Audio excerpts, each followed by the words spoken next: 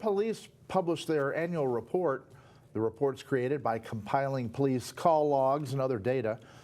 Overall, the report shows mostly neutral trends in Bend. Most types of theft are decreasing, with the exception of shoplifting. Crimes against people, like threats and assaults, stayed the same or rose slightly. Considering the number of people moving into Bend, these numbers are very good. Despite that population growth, our calls for service and our levels of crime in our community have remained flat when you account for that population growth. In some cases, it could even be declining a bit. So I think that's really reassuring to people who live here. Another trend, Bend Police are doing more patrols and officer-initiated investigations. They've delegated mental health calls to the Community Crisis Response Team. By partnering with other organizations, they can focus on responding to people reporting crimes.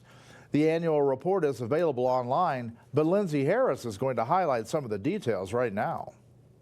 In 2024, Bend Police received more than 75,000 calls for service, leading to nearly 6,000 arrests.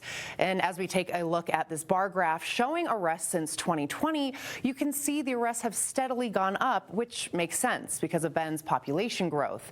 Now, what kind of crimes are being committed in Bend? More than half are property crimes. These can be crimes such as vandalism, burglary, arson, and fraud. The next highest type of crime are those against society. Crimes against society range from crimes like trespassing to gambling and drug use. And finally, the least common type of crime in 2024 was crimes against people. These are typically viewed as the most severe. They include murder, rape, assault, and kidnapping. Anything done against the will of another human being. Bend Police also made nearly 12,000 traffic stops. More than 500 of those stops led to the arrest of someone suspected of driving under the influence. Many arrests by Bend Police come with the help of a police dog like Bonnie here.